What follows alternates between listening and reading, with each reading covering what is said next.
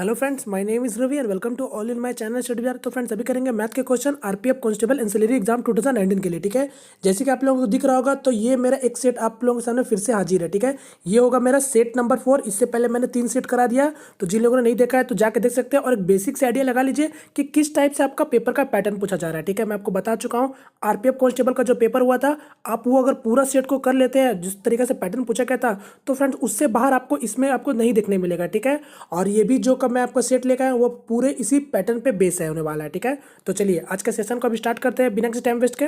तो देखते हैं आपका पहला क्वेश्चन में क्या बोला गया है। तो आपका पहला क्वेश्चन है सलीकरण। ठीक है, और साथ में बोलना चाहूंगा कि आप लोग भी वीडियो को पॉज करके सॉल्व करते चलिए। ठीक है, जहां आपको कोई प्रॉब्लम होता है तब जाके आप इसका सॉल्यूशन देख लीजिएगा, तभी आपको पता चलेगा कि आपकी प्रॉब्लम कहाँ हो रही है। ठीक है, तो चलिए क्वेश्चन की ओर आते हैं। तो देखिए पहला क्वेश्चन आपका सलीकरण से है। तो देखिए सिंपल सा सलीकरण है।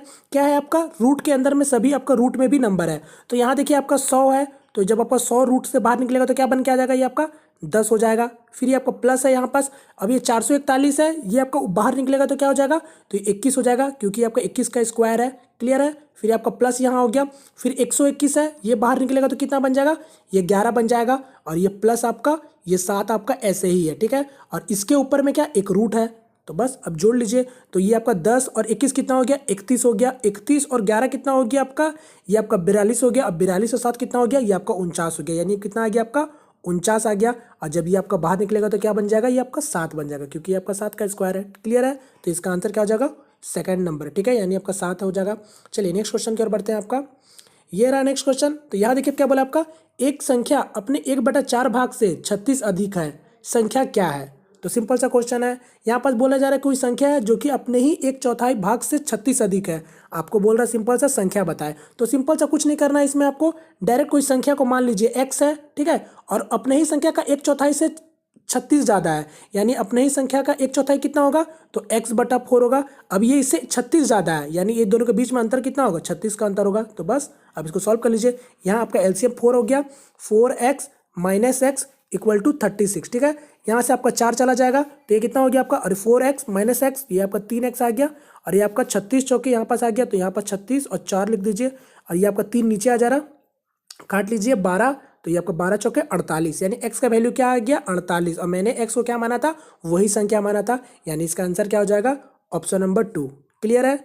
और इसको आप रेशियो से भी बना सकते हैं, मगर आप इसको बेसिक सा बनाएंगे तो आपका ज़्यादा सेकंड नहीं लगने वाला। ठीक है, 15 से 20 सेकंड में आप इसको ईजिली बना सकते हैं। ठीक है, चलिए नेक्स्ट क्वेश्चन की ओर बढ़ते हैं। आपका ये रहा नेक्स्ट क्वेश्चन। तो यहाँ देखिए क्या बोला आपका, दो कारें ए और बी क्रमश 60 किलोमीटर प्रति घंटा और 80 किलोमीटर प्रति घंटा की गति से एक शहर से दूसरे शहर की यात्रा करती है। यदि कार बी यात्रा के लिए ए से 2 घंटा कम समय लेती है तो दोनों शहरों के बीच दूरी कम किलोमीटर में क्या है। तो देखिए क्वेश्चन समझिएगा क्या बोला जा रहा है। देखिए आपका कोई 2 कार है ए और बी, जैसे बता दिया गया।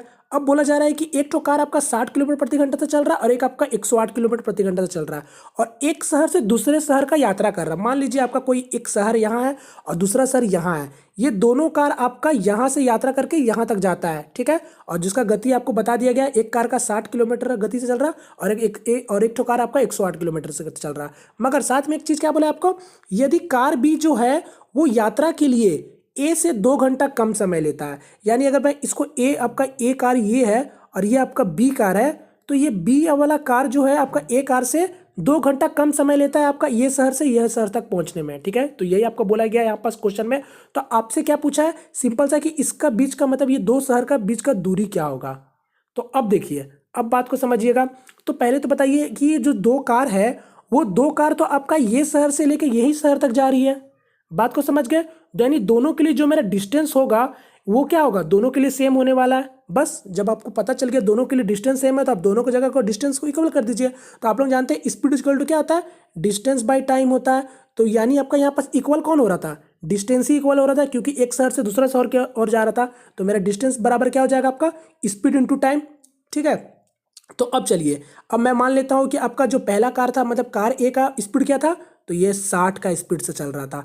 अब मान लीजिए ये आपका x घंटा ले रहा था। ठीक है, क्योंकि ये स्पीड है ना, ये स्पीड है और ये टाइम है।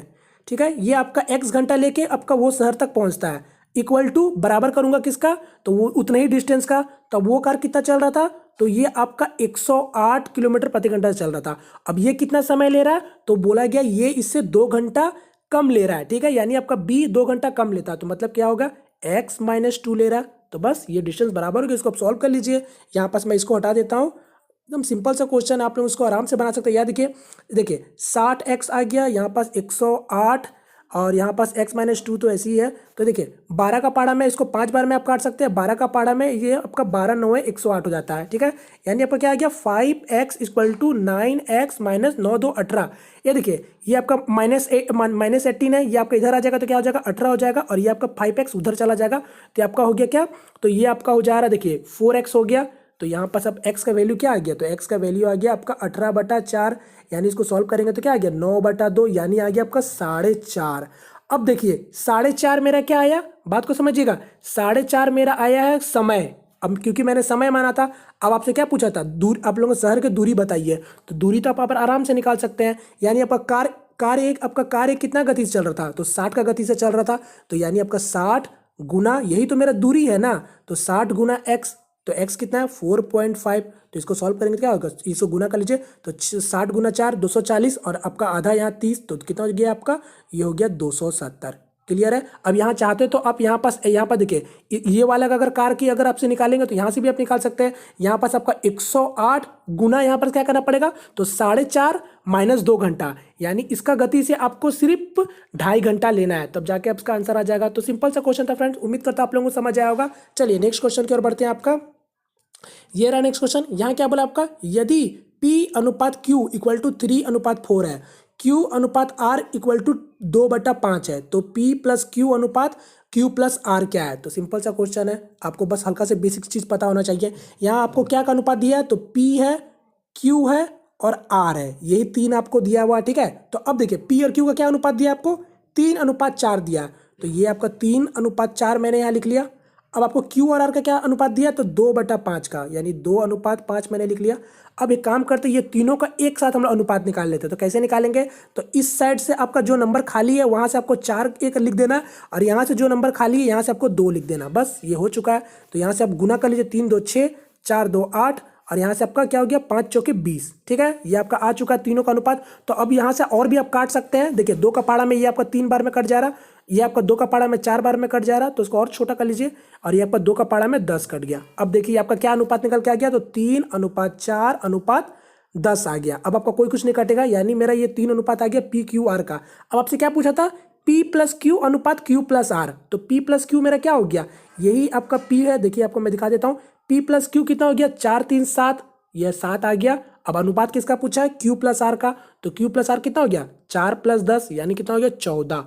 तो बस ये 14 हो गया। अब इसका सॉल्व कर लीजिए, एक बार में, ये आपका 2 बार में, अनुपात क्या आ गया आपका 1:2। क्लियर है। तो इसका आंसर हो जाएगा मेरा ऑप्शन नंबर ए।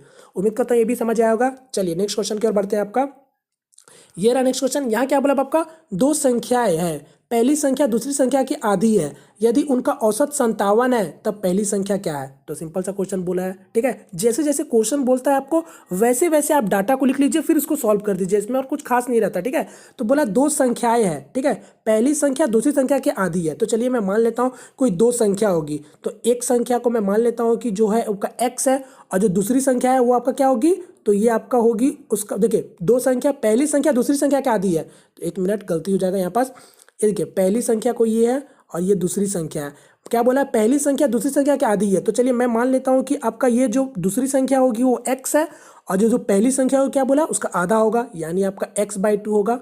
बस यहाँ पास हो चुका है। अब क्या बोला आपका, यदि उनका औसत 57 है, तो चलिए जब उनका औसत 57 है तो उनका योग कितना हो जाएगा, तो 57 गुना 2, ठीक है। ये सब चीज़ को आप कैलकुलेट इजीली कर सकते हैं, ठीक है, इसमें आपको लिख के समय बर्बाद नहीं करना है। तो 57 गुने 2 कितना हो जाएगा, ये आपका 114 हो गया, यानी दोनों का योग। तो बस x + x/2 इक्वल टू कितना हो जाएगा 100, ये आपका 14 हो जाएगा, माफ कीजिएगा ये 14 हो रहा है, ठीक है, 114 हो गया। अब सॉल्व कर लेंगे, यहाँ से एलसीएम हो जाएगा 2x + x, तो कितना हो गया ये आपका 3x/2, ये आपका 114। अब यहाँ पास आपका 2 मैं यहाँ साइड भेज दे रहा हूँ, ठीक है, यहाँ पास मैं हटा दे रहा हूँ। अब ये 3 को यहाँ लेकर आके काट दीजिए, तो कितना हो गया आपका 3 का पाड़ा में 3 और यहाँ से 8 यानी 38 हो गया, 38 दुए तो ये आपका 76 हो गया, यानी मेरे x का वैल्यू क्या आ गया 76। तो आपसे क्या पूछा था, यहाँ 76 होगा, ठीक है। आपसे क्या पूछा था, तो तब पहली संख्या क्या है, तो देखिए मेरे दूसरी संख्या यानी x का वैल्यू कितना आया 76, तो मेरे पहली संख्या क्या होगी x/2 यानी 38, तो इसका आंसर क्या हो जाएगा 38, ठीक है फ्रेंड्स। उम्मीद करता हूँ आप लोगों को समझ आया होगा।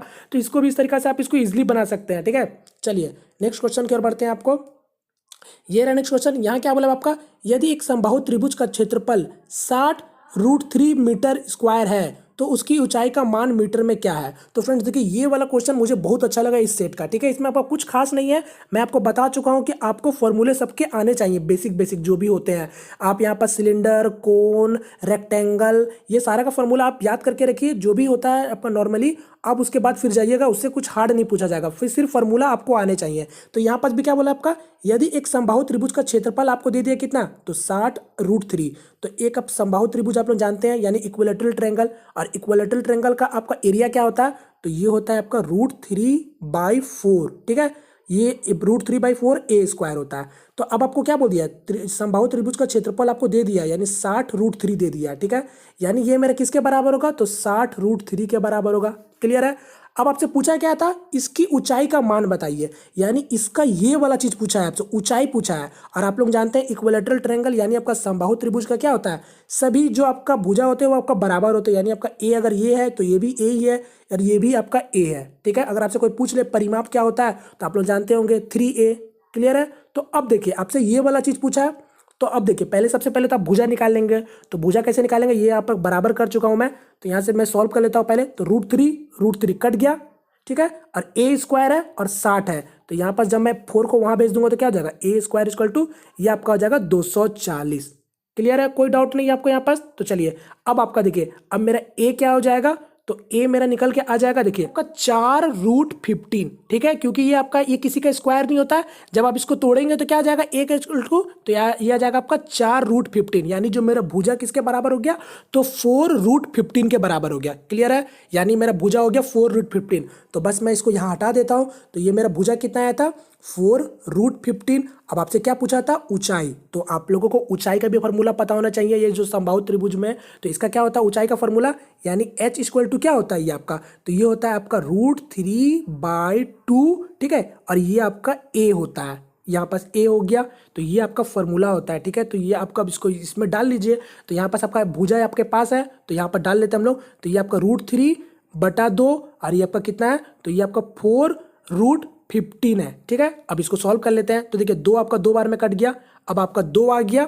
अब यहाँ देखिए √3 है और √45 है, तो आप लोग जानते हैं रूट के अंदर में आपका अलग अलग नंबर रहते हैं तो वो आपका गुना हो जाते हैं, यानी क्या हो गया आपका ये 45 हो गया। अब देखिए अब आप इसको 45 में से अब जब इसको बाहर निकालेंगे तो ये आपका क्या बन के निकलेगा, तो ये आपका क्या निकलेगा, ये आपका 3√5 बन के निकलेगा। क्लियर है। तो यहाँ पास अब मेरा पहले से 2 था, तो ये आपका क्या हो गया 2 गुना 3, तो 2 गुना 3 कितना हो गया 6, यानी इसका आंसर क्या हो जाएगा 6√5। ठीक है फ्रेंड्स, उम्मीद करता हूं आप लोगों को समझ आया होगा। यहाँ से आपका √45 तो किसी का स्क्वायर नहीं होता है ना, जब आप इसको 45 को एलसीएम लेंगे तो किस तरीके से लेंगे, देखिए मैं आपको दिखा भी देता हूँ जिन लोगों को नहीं समझ आ रहा होगा। तो देखिए यहाँ पास आपका 9 बार में आपका ये हो जाएगा, ठीक है, ये माफ कीजिएगा, ये आपका 15 बार में हो गया, और ये आपका 3 का पाड़ा में 5 बार में हो गया, तो ये तो आपका बाहर निकल जाएगा 2 तो 3, तो यानी 3√5 हो गया। ठीक है, तो यानी आपका 3√5 और इंटू 2 तो 6√5 हो जाएगा। ठीक है, तो इसका आंसर क्या हो जाएगा मेरा ऑप्शन नंबर 4। क्लियर है। चलिए इसका आपको फॉर्मूला बस पता होना चाहिए, इसके बाद आपको कुछ भी नहीं है मैथ में। चलिए नेक्स्ट क्वेश्चन की ओर बढ़ते हैं। आपका ये रहा नेक्स्ट क्वेश्चन। तो यहाँ क्या बोला आपका 720 का 2/3 का 20% का मान क्या है। तो सिंपल सा क्वेश्चन है, 720 का 2/3 यानी 2/3 ये हो गया। अब आपको क्या बोला का 20% का मान, यानी 20% का मान पूछा है, तो 20% का फ्रैक्शन वैल्यू क्या होता है 1/5 होता है। क्लियर है, उम्मीद करता हूँ ये सब चीज़ आप लोग जान रहे होंगे। तो यहाँ पर जब इसको सॉल्व कर लेंगे तो ये 3 का पाड़ा में कितना बार में, तो ये 240 बार में कट गया। अब 5 का पाड़ा में इसको और काट लेते हैं, तो ये आपका देखिए 5 का पाड़ा में ये आपका 4 बार में 20 हो जाएगा, और ये आपका 48 हो जाएगा। ठीक है, यानी क्या आ गया आपका 48 गुना 2 96। ठीक है, तो इसका आंसर क्या हो जाएगा ऑप्शन नंबर ए। क्लियर है। चलिए नेक्स्ट क्वेश्चन की ओर बढ़ते हैं। ये रहा नेक्स्ट क्वेश्चन। यहाँ क्या बोला आपका 10% प्रति वर्ष चक्रवृद्धि ब्याज पर 3 वर्ष के बाद प्राप्त राशि 10,648 रुपये है। मूलधन रुपए में ज्ञात कीजिए। तो सिंपल सा क्वेश्चन है, यहाँ पर सबसे क्या पूछ लिया, तो चक्रवृद्धि ब्याज पूछ लिया। और कितना ब्याज दर से पूछा है, तो 10% का ब्याज दर से पूछ रहा है और 3 साल के लिए पूछ रहा है।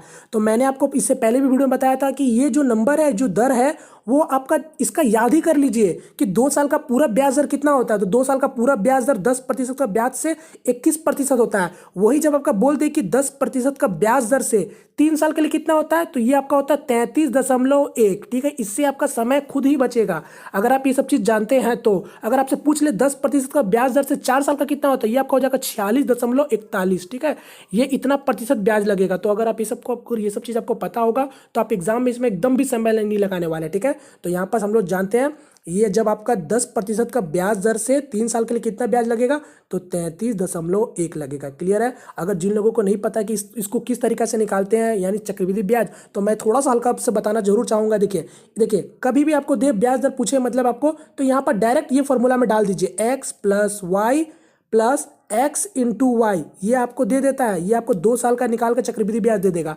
अगर आपसे जितना भी साल पूछे तो आप इस फॉर्मूला में डाल के निकाल सकते हैं। यानी अगर क्या बोला था, 10% का प्रतिवर्ष, तो 10% का प्रतिवर्ष बोला है, यानी यहाँ भी 10 हो गया और प्रतिवर्ष हो गया 10, तो ये आपका हो गया। और x इंटू वाई ये कितना हो गया आपका, ये हो गया आपका 100 हो गया, और 100/100 यानी मेरा कटेगा 1 हो गया, यानी 10 10 20 और 20 और 21। तो मेरा 2 साल का कितना हो रहा है, तो 21 हो रहा है। अब आपको 3 साल के लिए निकालना है, तो यानी आपका फिर क्या करना पड़ेगा, तो उसी तरीके से कीजिएगा। यानी x का जगह में आपका 21 आ गया, और ये आपका फिर से 10, क्योंकि प्रतिवर्ष 10 चल रहा था, यहाँ पर फिर से उसी तरीके से आप निकाल लीजिए। तो इस तरीके से आप आगे बढ़ सकते हैं। ठीक है, तो यहाँ पर डायरेक्ट आप कुछ ब्याज दर जो होता है इंपॉर्टेंट, आप उसका याद ही कर लीजिए बिना झंझट का। तो यहाँ पर सब देखिए 31 हो गया, अब प्लस यहाँ पर कितना हो गया, 210/100 यानी 2.1, तो ये जोड़ेंगे तो कितना आ गया, 33.1। यानी मेरा 3 साल के लिए ब्याज दर पूरा कितना लगेगा, तो 33.1। जब आपको पता चल गया तो अब बस ब्याज निकाल लीजिए। मतलब आपको मूलधन यहाँ पूछा, सॉरी, ठीक है ना, मूलधन पूछा है। यानी देखिए अब मूलधन पूछा है और आपको पूरा राशि बताया गया, यानी आपका मूलधन 100% होगा, अब प्लस 33.1% आपको बोल दिया कितना है, वो है आपका 10,648। तो आपको क्या पूछा, मूलधन पूछा, यानी 100% का वैल्यू पूछा है। यानी कितना हो गया मेरा 133.1% का वैल्यू कितना है, 133.1% का वैल्यू आपको दे दिया है 10,648। तो आपको क्या पूछा है, 100% का वैल्यू निकाल लीजिए। तो बस इसको आपको यूनिटरी मेथड से 100% का वैल्यू निकाल लीजिए। तो ये आपका एक, मैं पॉइंट को हटाऊंगा तो एक जीरो आपका यहाँ और आ जाएगा। अब इसको सॉल्व करेंगे तो ये आपका कितना बार में आ जाएगा, तो ये आपका 8 बार में कट जाएगा। तो यानी 8 गुना 1000, तो क्या आ गया आपका 8000। क्लियर है, उम्मीद करता हूं आप लोगों को समझ आया होगा। तो बस इसी तरीका से आपको सॉल्व करना होता है। ठीक है, चलिए नेक्स्ट क्वेश्चन की ओर बढ़ते हैं। आपका ये रहा नेक्स्ट क्वेश्चन। तो यहाँ देखिए क्या बोला आपका, एक व्यक्ति अपने बड़े पुत्र को स्वयं की आय का 20% भाग देता है, छोटे पुत्र को शेष धनराशि का 30% भाग देता है, और शेष धनराशि का 10% भाग और वो एक संस्था को दान में देता है। शेष धनराशि 10,080 रुपये है, उनकी आय क्या है। तो सिंपल सा क्वेश्चन है, यहाँ पास भी आपको कुछ खास नहीं करना है, बस कैलकुलेशन है आपका। तो कैलकुलेशन आपको देखने को जरूर एग्जाम में मिलेगी, तो आप लोगों का प्रैक्टिस सही रहेगा तो आप उसको भी कर सकते हैं आराम से। ठीक है, तो यहाँ पास आपका क्या आ गया, तो देखिए अब उस व्यक्ति का क्या आय है मुझे नहीं पता। ठीक है, तो यहाँ पास आप मान लीजिए वो व्यक्ति का आय आपका x है। ठीक है, x उसका आय है। अब क्या बोल रहा है, बड़े पुत्र को वो 20% दे देता है भाग, यानी जब 20% दे देगा तो कितना उसके पास बचेगा, तो 80% बचेगा। क्लियर है, तो 80% का फ्रैक्शन वैल्यू मैं यहाँ लिख रहा हूँ। ठीक है, क्योंकि मेरा कैलकुलेशन थोड़ा इजी बने। अगर आप चाहते तो 80/100 लिख सकते हैं, मगर आप फ्रैक्शन वैल्यू लिखेंगे तो आपका आसानी होने वाला है। तो 80% को हम लोग क्या बोलते हैं, 4/5 बोलते हैं ना। तो बस यहाँ पास उसके पास कितना बचा शेष, तो 4/5 बचा। अब आगे क्या बोला आपको, छोटे पुत्र को शेष धनराशि का 30% भाग दे देता है। अब क्या बोला जा रहा है, छोटे मतलब अपना छोटा पुत्र को वो आपका शेष जो पैसा बचा हुआ है उसमें उसको 30% भाग दे देता है। यानी ये मेरा शेष पूरा राशि तो यही है ना, क्योंकि तो ये आपका जो था आपका 20% वो तो अपना बड़े पुत्र को दे दिया, तो बचा तो उसके पास इतना ही 4x/5। तो अब आपको क्या बोल रहा है, छोटे पुत्र को दे दे रहा है 30% भाग, तो अब उसके पास कितना बच रहा है, तो 70% बच रहा है उसके पास अब। ठीक है ना, तो यहाँ पर 70% का फ्रैक्शन वैल्यू क्या होता है, तो 7/10 होता है। क्लियर है, आप बात को समझ रहे होंगे। यानी अब उस व्यक्ति के पास इतना पैसा बचा है, जो भी पैसा था वो अपने बड़े पुत्र को और छोटे पुत्र को दे दिया। ठीक है, यहाँ पर जो पैसा बचा हुआ हम उसी को लिख रहे हैं। अब आगे देखिए क्या बोला आपका, और शेष धनराशि का 10% भाग वह एक संस्था को दान कर देता है। ठीक है, यानी अब जो शेष बचा हुआ यानी इसका अब क्या बोल रहा है 10% भाग अब संस्था को दान कर देता है। तो अब उसके पास कितना बचा, अगर 10% का दान दे देता है तो तब उसके पास अब 90% बचा। तो 90% का फ्रैक्शन वैल्यू क्या हो जाएगा, तो ये आपका 9/10 हो जाएगा। तो अब ये इसके पास लास्ट में पैसा इतना बचा, अब ये किसके बराबर है, तो ये 10,080 रुपये के बराबर है। तो बस ये आपका सॉल्व हो गया फ्रेंड्स। आप इसको सॉल्व कर लीजिए, एक्स का वैल्यू निकाल लीजिए, यही तो आपको पूछा उसका आय क्या है। तो यहाँ पास अब देखिए कितना इतना ईजी कैलकुलेशन हो गया। अब आप देखिए यहाँ पास मैं इसको पूरा हटा दे रहा हूँ, ये एक्स लिख लिया, ठीक है, और ये 7, 4, 9 ये आपका नीचे आ जाएगा, और ये जो है 10 और 10, ठीक है, ये आपका 100 हो गया, और 100 और 5 500 हो गया। तो मैं यहाँ से ये कर लेता हूँ, तो ये आपका 10,080 गुना 500, और ये नीचे में क्या आ जा रहा है आपका 7 चौके 28 आ गया, ठीक है, या फिर आप 7 चौके 28 लिख लीजिए, और ये आपका गुना 9। बस इसको सॉल्व कर लीजिए। 9 का पहाड़ा भी ये कितना बार में कट जाएगा, तो ये मैं इसको यहाँ लिख ले रहा हूँ, ठीक है। तो ये आपका हो गया 1, ठीक है, 1 हो गया यहाँ से, फिर आपका 1 हो गया, और ये आपका 2 हो गया, 0 हो गया, यानी 9 मेरा कट चुका है। अब 28 का पहाड़ा में देखेंगे तो कितना बार में कट जाएगा ये आपका, तो ये 4 बार में कट रहा है, ठीक है, 4 और 0, यानी मेरा क्या आ गया 500 गुना 40। तो ये कितना हो गया ये आपका, तो ये आपका हो गया 20,000, ठीक है। तो इसका आंसर अब क्या हो जाएगा, ऑप्शन नंबर 4, ठीक है। उम्मीद करता हूँ आप लोगों को समझ आया होगा। तो यहाँ पर आप इसको सिंपल सा बना सकते थे, ठीक है। अगर आप थोड़ा सा इधर उधर करेंगे तो फिर आपका कैलकुलेशन बढ़ जाएगा, तो फिर आपका समय लग जाएगा, ठीक है। तो आप लोग देख लीजिएगा इसको। नेक्स्ट क्वेश्चन की ओर बढ़ते हैं। आपका ये रहा मेरा नेक्स्ट क्वेश्चन। तो यहाँ देखिए क्या बोला आपका, सुरेश एक काम को 20 घंटा में पूरा करता है, राम सुरेश की तुलना में 25% अधिक कुशल है, राम समान काम पूरा करने में कुल कितना समय लेगा। तो देखिए सिंपल सा क्वेश्चन है। देखिए बस क्या बोला जा रहा है, सिंपल से समझिए कि कोई राम है, ठीक है, कोई राम है और कोई सुरेश है। क्या बोला है, सुरेश एक काम को 20 घंटा में पूरा करता है, यानी सुरेश कोई काम को 20 घंटा में पूरा कर रहा है।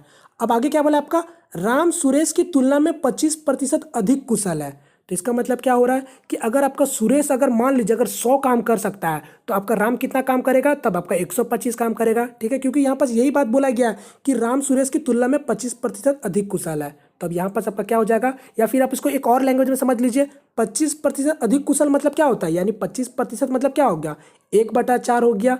तो यानी आपका अगर सुरेश आपका 4 काम करता है, तो अब आपका बोला राम उससे 1 काम ज़्यादा कर रहा है, क्योंकि 1 आपका 4 का कितना है 25% है, तो यानी आपका 1 काम ज़्यादा कर रहा है राम। तो यानी अगर आपका सुरेश अगर 4 काम कर रहा है, तो राम कितना काम कर रहा होगा, तो ये आपका 5 काम कर रहा होगा। तो बस यहाँ आप उसका आपको पता चल गया कि ये लोगों के बीच में काम का क्या अनुपात है। अब इसको बना लीजिए। तो क्या बोला आपको, सुरेश 20 घंटा में काम को खत्म कर सकता है, यानी और अब उसका काम कितना कर रहा है, तो 4 काम करके कर रहा है। तो यानी आपका कितना टोटल काम हो गया, तो 20 गुना 4, यानी टोटल काम हो गया मेरा 80 काम हो गया। अब आपसे पूछा था क्या, राम कितने समय में कर लेगा, मतलब कितने घंटे में कर लेगा। तो बस यहाँ से आपको 5 से भाग दे दीजिए, क्योंकि आपका राम का कितना काम कर रहा है, तो राम आपका 5 काम कर सकता है। तो इसको सॉल्व कर लीजिए, ये कितना आ गया आपका 16, यानी आपका राम 16 घंटा में काम को पूरा कर सकता है। क्लियर है, उम्मीद करता हूँ आप लोग समझ आ गया होगा ये वाला। तो इसका आंसर जाएगा ऑप्शन नंबर 3, 16 घंटा। चलिए नेक्स्ट क्वेश्चन की ओर बढ़ते हैं। आपका ये रहा मेरा नेक्स्ट क्वेश्चन। अब यहाँ देखिए क्या बोला आपका, कुल बैग में से 30% बैग हरे रंग का है, शेष में से 30% बैग रंग लाल रंग का है, शेष में से 40% बैग पीले रंग का है, शेष 1176 बैग नीले रंग का है, बैग की कुल संख्या क्या है। तो देखिए अभी मैंने आपको पुत्र वाला क्वेश्चन कराया था, सेम टाइप का क्वेश्चन आपको दे दिया। तो उम्मीद करता हूं आप लोगों को समझ आया होगा। तो ये वाला क्वेश्चन मुझे आप लोग बना के मुझे कमेंट कीजिए, मैं देखूंगा किसका सही है, ठीक है। तो चलिए नेक्स्ट क्वेश्चन की ओर फिलहाल आगे बढ़ते हैं। आपका तो ये रहा मेरा नेक्स्ट क्वेश्चन। अब यहाँ देखिए क्या बोला आपका, जब किसी संख्या को 16 से विभाजित किया जाता है तब शेष 8 बचता है, यदि उसी संख्या को 8 से विभाजित किया जाए तब शेष क्या बचेगा। तो चलिए इसको सॉल्व करते हैं। तो देखिए क्या बोला आपका, जब किसी संख्या को 16 से विभाजित किया जाता है, यानी कोई संख्या है, ठीक है, उसको 16 से विभाजित किया जा रहा है, तो क्या बोल रहा है उसको 8 शेष बच रहा है। तो आपसे पूछा है कि वही संख्या को, यानी ये संख्या को जब 8 से विभाजित करेंगे तो क्या शेष बचेगा। तो समझ गए। तो देखिए सिंपल सा, इसको आपको कुछ नहीं करना। देखिए मान लीजिए आपको जो संख्या का जब भी अगर बोल रहा है इस टाइप का क्वेश्चन में कि कोई संख्या की बात की जाए, तो आपको क्या करना है, ये कितना बच रहा था, 8 शेष बच रहा था, और कौन आपका संख्या से विभाजित हो रहा था, 16 से विभाजित हो रहा था। तो बस ये दोनों को जोड़ दीजिए, ये कितना आ गया आपका 24। तो यही आपका वो संख्या मान लीजिए। बस यहाँ पर आपका खेल खत्म हो गया। तो मान लिया आपका वो संख्या क्या है 24 है। तब आपको क्या बोला है कि यदि उसी संख्या को 8 से विभाजित किया जाएगा तो शेष क्या बचेगा। तो बस 24 को आप 8 से जब आप विभाजित करेंगे तो क्या बचेगा, आप ही बताइए। तो ये आपका क्या बचेगा, कुछ नहीं बचेगा, 3 बार में पूरा कट जा रहा है, यानी शेषफल तो आपका 0 बचेगा। तो इसका आंसर क्या हो जाएगा, ऑप्शन नंबर ए। क्लियर है फ्रेंड्स, यानी जीरो हो जाएगा इसका आंसर। तो कभी भी आपको कोई भी संख्या की अगर बात की जाए तो जितना शेष बच रहा है और जिससे विभाजित हो रहा है आप वो दोनों को जोड़ के मान लीजिए आपका वही वो संख्या है, अब उसको 8 से भी बस विभाजित कर दीजिए। क्लियर है? चलिए नेक्स्ट क्वेश्चन की ओर बढ़ते हैं। आपका ये रहा नेक्स्ट क्वेश्चन। यहाँ क्या बोला आपका, यदि स्थिर जल में एक नाव की गति 40 किलोमीटर प्रति घंटा है और धारा की गति 50 किलोमीटर प्रति घंटा है तो धारा के अनुकूल दिशा में 180 किलोमीटर की दूरी तय करने के लिए नाव को कितना समय लगेगा। तो सिंपल सा है, क्या बोला जा रहा है बात को समझिएगा कि यदि स्थिर जल में एक नाव का गति 40 किलोमीटर प्रति घंटा है, यानी कोई आपका स्थिर जल है जिसमें आपको नाव का गति दे दिया कितना, तो 40 किलोमीटर प्रति घंटा दे दिया। यानी मैं आपको पता होगा, अगर मेरे प्रीवियस में वीडियो देखते होंगे तो मैं आपको बता चुका हूँ कि नाव धारा में कभी भी क्या होता है, जो हम लोग आपका नाव होता है उसको मैं हमेशा x मान के चलता हूँ और जो आपका धारा होता है उसको हमेशा मैं y मान के चलता हूँ। ठीक है, तो यहाँ पर इसी तरीके से समझेंगे। तो देखिए आपका क्या बोला है, नाव का गति कितना है, तो 40 किलोमीटर प्रति घंटा, यानी आपको x का कितना गति दे दिया, तो 40 किलोमीटर प्रति घंटा दे दिया। तो मैंने इसको यहाँ लिख लिया। अब आगे क्या बोला है, धारा का गति कितना दे दिया, तो 5 किलोमीटर प्रति घंटा, यानी जो y का गति कितना दिया ये आपका, तो ये आपका 5 किलोमीटर प्रति घंटा आपको दे दिया। अब आपको क्या बोला है, तो धारा के अनुकूल दिशा में 180 किलोमीटर दूरी तय करने के लिए नाव को कितना समय लगेगा। तो आपको पहले क्या बोल रहा है कि धारा का अनुकूल दिशा में, मतलब अनुकूल दिशा में मतलब क्या बोल रहा है कि धारा का ही दिशा में आपको बोल रहा है कि वो आपका जा रहा है। यानी अगर आपका धारा का दिशा इस तरीका से है तो आपका नाव भी इसी दिशा में चल रहा है। तब आपसे क्या पूछा, 180 किलोमीटर की दूरी को तय करने में कितना समय लेगा। तो चलिए सिंपल सा क्वेश्चन है। तब आप पहले बताइए, जब आपका जो धारा के दिशा में अगर आपका कोई व्यक्ति या फिर कोई आपका नाव अगर चलता है तब उसका गति कितना हो जाता है, तो x + y हो जाता है। ठीक है, यानी कितना हो जाएगा मेरा 40 और ये आपका 5 45 हो जाएगा। ठीक है, और जब वही अगर बोले कि धारा का विरुद्ध में अगर चलता हो कोई व्यक्ति या फिर कोई नाव तो क्या हो जाता है, x - y हो जाता है, यानी 40 - 5 हो जाएगा, तो ये आपका 35 हो जाएगा। मगर यहाँ पर क्या बोला है, धारा के अनुकूल दिशा में, तो यहाँ पर मेरा गति कितना होगा, 45 का गति से चलेगा। तो बस आपको क्या बोला, समय बोला, यानी आप लोग जानते हैं स्पीड इक्वल टू क्या होता है, डिस्टेंस बाई टाइम होता है, और आपको टाइम निकालने बोला, यानी टाइम इक्वल टू क्या हो जाएगा, डिस्टेंस बाई स्पीड। अब आप लोग डिस्टेंस जान रहे हैं 180 किलोमीटर चलना है, और समय कितना, मतलब सॉरी आपका गति कितना बोला है, तो ये आपका गति है 45 से चलेगा, क्योंकि मैंने आपको बता दिया 45। तो बस ये आपका 45 हो गया, इसको सॉल्व कर लीजिए। तो ये आपका 45 × 2 = 90 और 4, यानी 4 बार में, यानी 4 घंटा लगेगा उसको 180 किलोमीटर दूरी तय करने में। क्लियर है फ्रेंड्स, उम्मीद करता हूं आप लोग समझ आया होगा। चलिए नेक्स्ट क्वेश्चन की ओर बढ़ते हैं। आपका ये रहा नेक्स्ट क्वेश्चन। तो देखिए सरलीकरण से क्वेश्चन है, तो देखिए सिंपल सा क्वेश्चन है। देखिए सभी के नीचे 7 7 7 7 है। ठीक है, तो सबसे पहले क्या करिए, देखिए 8 और 5 कितना हो गया, 13, 13 और 4 कितना हो गया, 17, 17 और 3 कितना हो गया, 20। तो बस ये आपका 20 हो गया। अब सिंपल सा क्वेश्चन है, इसको आपको कुछ करने का जरूरत ही नहीं है। ये 3/7 हो गया, मैं आपको बस दिखा रहा हूँ। 2/7 बच गया और 1/7 बच गया। अब यहाँ पास एलसीएम ले लीजिए, तो 7 का तो एलसीएम आप लोग जानते हैं 7 ही होगा। बस 1 3 2 और एक आपका 1 आ गया, तो बस 3 2 5 और 5 1 6 और 6 और 1 7, यानी 7/7। तो कितना हो गया, वो कट के 1 हो गया, यानी 20 प्लस, ठीक है, ये क्योंकि ये प्लस होगा, क्योंकि बात को समझ रहे होंगे, तो 20 + 1 कितना हो गया, 21। तो इसका आंसर क्या हो जाएगा, 21, यानी ऑप्शन नंबर 4। क्लियर है। चलिए नेक्स्ट क्वेश्चन की ओर बढ़ते हैं। आपको ये रहा नेक्स्ट क्वेश्चन। यहाँ क्या बोला आपका, एक कक्षा का औसत वजन 40 किलोग्राम है। यदि 60 किलोग्राम वजन वाला एक छात्र कक्षा में शामिल होता है तो नया औसत वजन 42 किलोग्राम हो जाता है। अब कक्षा में कुल कितने छात्र हैं। तो देखिए क्या बोला गया, समझिए कोई कक्षा है, ठीक है, कक्षा में कितने स्टूडेंट है नहीं पता, यही आपको यहाँ पर फाइंड करने बोला है। अब कक्षा में कुल कितने छात्र हैं, तो बोला है कि कोई कक्षा में आपका कोई बच्चे होंगे, मतलब कितने बच्चे नहीं पता, बोला है उसका कि औसत वजन जो है वो आपका 40 किलोग्राम है, 40 कीजिए। अब बोल रहा है कि जब आपका 60 किलोग्राम वाला एक और छात्र जब आपका उस कक्षा में आ जाता है तब उसका औसत कितना हो जा रहा है, तब उस क्लास का मतलब यानी उस कक्षा का औसत हो जा रहा है 42 किलोग्राम। तो आपसे वही पूछा है कि उस कक्षा में कुल कितने छात्र हैं। तो अब एक काम कीजिए, आप मान लीजिए कि उस जो कक्षा में जो छात्र होंगे वो आपका x छात्र है। तो बस अब इसको मान लिए, तो बस अब यहाँ पे आपका कहानी खत्म हो गया यहाँ पास। तो क्या हो गया, आपका x छात्र है आपका, और आपका क्या बोला है औसत कितना है, तो 40 किलोग्राम है, यानी मेरा पूरा कक्षा का छात्र का वजन कितना हो जाएगा, तो x × 40 हो जाएगा, ये हो जाएगा। अब प्लस क्या, तो 60 किलोग्राम का एक छात्र और आ रहा था, तो ये आपका 60 किलोग्राम का एक और आ गया, मैंने प्लस का साइन दे दिया। अब ये किसके बराबर हो जाएगा, तो अब 2 हो जा रहा है, उसका औसत वजन हो जा रहा है कितना, तो 42 किलोग्राम हो जा रहा है। यानी अब कक्षा में आपका कितने स्टूडेंट हो गए, तो x + 1 हो गए, क्योंकि x छात्र तो आपका पहले से थे, एक छात्र आपका आ गया तो कितना हो गया x+1 हो गया, और ये आपका औसत कितना है इसका बता रहा है, तब इसका औसत आपका 42 हो रहा है, तो ये आपका बराबर हो गया बस इसके। यहाँ पर जितना कक्षा का में छात्र का वजन है उतना ही कक्षा का छात्र का वजन यहाँ भी है, तो बस इसको सॉल्व कर लीजिए। कितना हो जाएगा आपका, ये देखिए 40x हो गया, और ये आपका 60 हो गया, ये आपका 42x हो गया, यहाँ पास आपका 42 हो गया। अब ये आपका देखिए ये 40 आपका यहाँ चला जाएगा, क्या हो गया आपका 2x हो गया, और ये आपका 42 आपका इधर आ जाएगा, तो ये आपका कितना हो गया 18 हो गया। तो यहाँ से आपका x का वैल्यू निकल जाएगा, 2 को काट देंगे तो 9 आ जाएगा, यानी आपका आंसर क्या हो गया 9। यानी कक्षा में कितने स्टूडेंट है, 9 स्टूडेंट है। एक स्टूडेंट जब आता है तब उसका औसत हो जाता है 42। क्लियर है, तो इसको इस तरीके से सिंपल सा बना सकते थे। चलिए नेक्स्ट क्वेश्चन की ओर बढ़ते हैं। फिलहाल आपका ये रहा नेक्स्ट क्वेश्चन। यहाँ क्या बोला आपका, एक ट्रेन 9 किलोमीटर प्रति घंटा की गति से चल रही है, एक टेलीफोन खंबे को पार करती है। यदि ट्रेन की लंबाई 360 किलोमीटर है तो ट्रेन के द्वारा खंबे को पार करने का लगा समय बताएं। तो यानी आपको सब समय पूछ रहा है, तो सिंपल सा क्वेश्चन आप लोग जानते हैं speed equal to distance by time होता है। तो यहाँ पास आपका डिस्टेंस क्या हो जाएगा, तो वही ट्रेन का लंबाई हो जाएगा, क्योंकि ये आपको खंबे को पार कर रहा है। और आपसे क्या पूछा, टाइम पूछा, तो टाइम इक्वल टू क्या हो जाएगा मेरा, डिस्टेंस बाय स्पीड।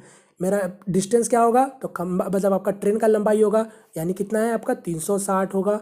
अब बटा क्या, आपको स्पीड, यानी अब स्पीड कितना है, तो स्पीड आपको यहाँ दिया 9 किलोमीटर प्रति घंटा।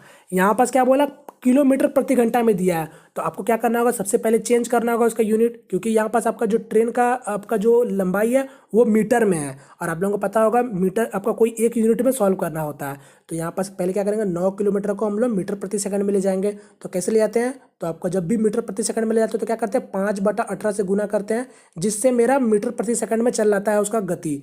तो यहाँ से सॉल्व करेंगे तो क्या आ गया आपका 5/2 आ गया, यानी 5/2, यानी ये आपका ऊपर चला जाएगा। तो बस सॉल्व कर लीजिए, 5 का पारा में ये आपका कट जाएगा कितना बार में, तो ये आपका 7 5 35 और 1 और 2 ये 72 हो गया, और 72 गुना 2 कितना हो गया 144, यानी इसका आंसर क्या हो जाएगा 144 सेकेंड लगेगा उस खंबे को पार करने में। क्लियर है, चलिए नेक्स्ट क्वेश्चन की ओर बढ़ते हैं। आपका ये रहा नेक्स्ट क्वेश्चन। यहाँ क्या बोला आपका, यदि s+1 + s = 4 है तो s² + 1/s² का मान ज्ञात कीजिए। तो अलजेब्रा टाइप से क्वेश्चन थोड़ा सा सिंपल सा पूछा गया है, तो यहाँ पर देखेंगे किस तरह से सॉल्व करेंगे। तो सिंपल सा क्वेश्चन आप लोग जानते हैं, s+1/s का होल स्क्वायर का फॉर्मूला क्या होता है, तो ये आपका s² + 1/s², और ये क्या होता है आपका 2s, ठीक है, यहाँ पर 2s × 1/s, तो s तो कट जाएगा, तो मेरा क्या हो गया, ये बचा, तो सिर्फ s² + 1/s² और +2।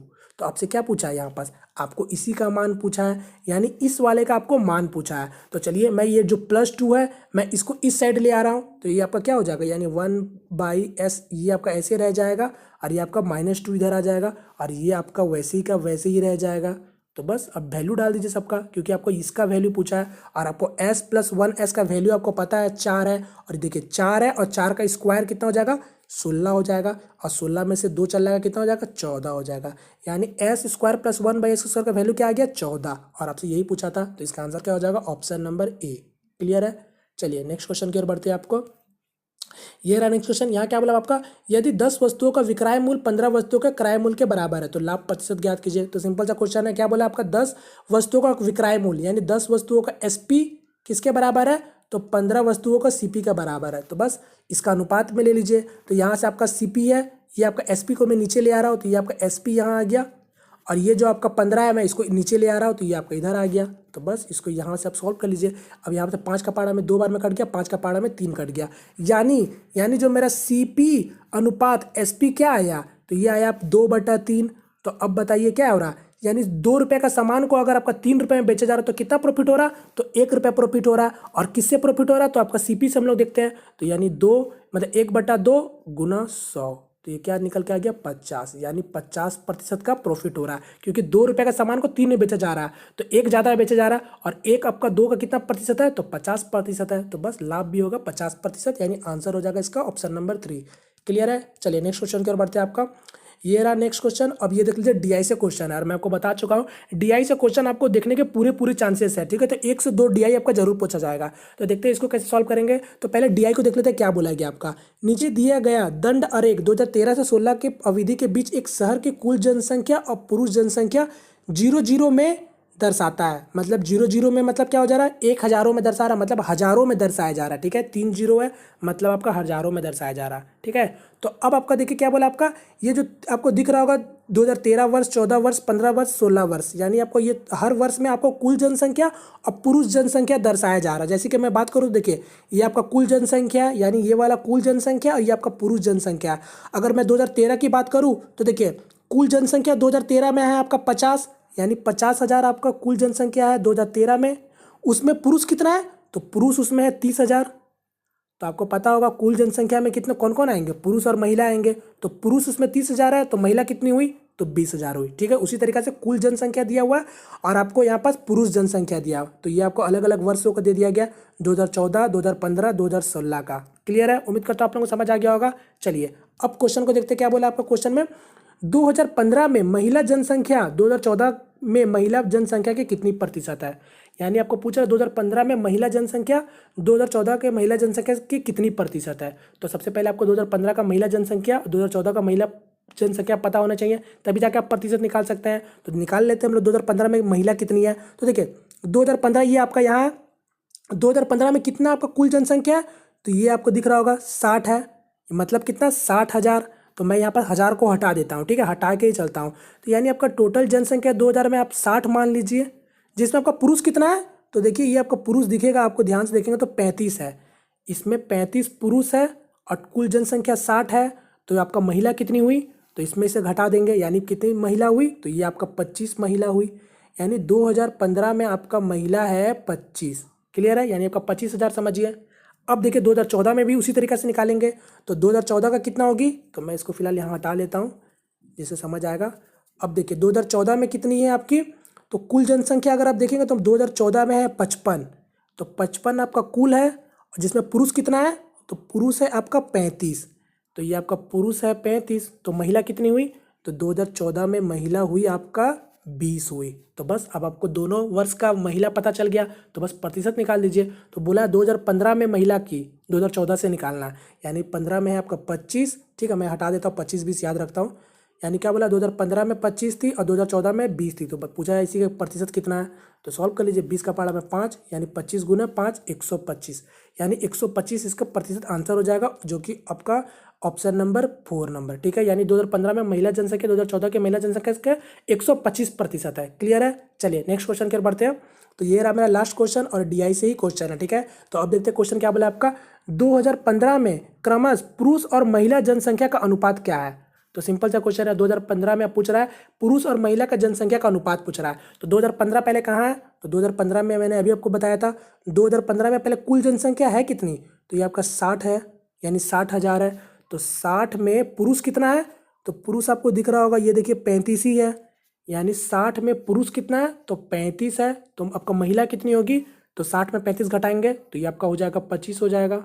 ठीक है, अब आपसे क्या पूछा था, पुरुष और महिला का अनुपात बताइए, तो बस 35/25 इसी का अनुपात पूछा। 5 का पारा में 7 बार में, 5 का पारा 5 बार में, तो यहाँ क्या आ गया आपका 7:5, तो ऑप्शन नंबर 3 इसका आंसर हो जाएगा। क्लियर है फ्रेंड्स, तो सिंपल सा क्वेश्चन था। तो फ्रेंड्स ये थे सारे क्वेश्चन जो कि आपका एक सेट का था, तो मैंने आप लोगों को करा दिया। ठीक है, तो इसी टाइप के क्वेश्चन के आपके पूरे चांसेस बनते हैं, और मैं आपको बता चुका हूँ कि आरपीएफ कांस्टेबल के ही पूरा टाइप का क्वेश्चन के आप लोग प्रैक्टिस कीजिए। ठीक है, उससे बाहर आपको कहीं कुछ नहीं पूछा जाएगा। ठीक है, तो उम्मीद करता हूँ फ्रेंड्स आप लोगों का प्रैक्टिस अच्छा चल रहा होगा, तो बस ऐसी ही प्रैक्टिस करते रहिए। और कल से आपका एग्जाम स्टार्ट है, और जिन लोगों का आगे एग्जाम है तो आप लोगों के पास समय है, आप लोगों का बस प्रैक्टिस करते रहिए। ठीक है, तो कल तो मैं आपके लिए एनालिसिस लेके आऊँगा, जब जैसे आप लोग मुझे बताओगे उसी टाइप से। ठीक है, तो कल जिन लोगों का शायद एग्जाम है तो मुझे आप लोग कमेंट कीजिएगा जरूर कि जिन लोगों का कल एग्जाम है तो। ठीक है, तो उम्मीद करता हूँ फ्रेंड्स आपको आज का सेशन पसंद आया होगा। पसंद आया तो प्लीज़ वीडियो को लाइक करके अपना सपोर्ट जरूर दिखाएं। यदि आप हमारे चैनल में पहली दफा है तो प्लीज़ चैनल को सब्सक्राइब भी कर लीजिए। ठीक है फ्रेंड्स, तो मिलते हैं फ्रेंड्स किसी नेक्स्ट वीडियो में, तब तक के लिए जय हिंद, जय भारत।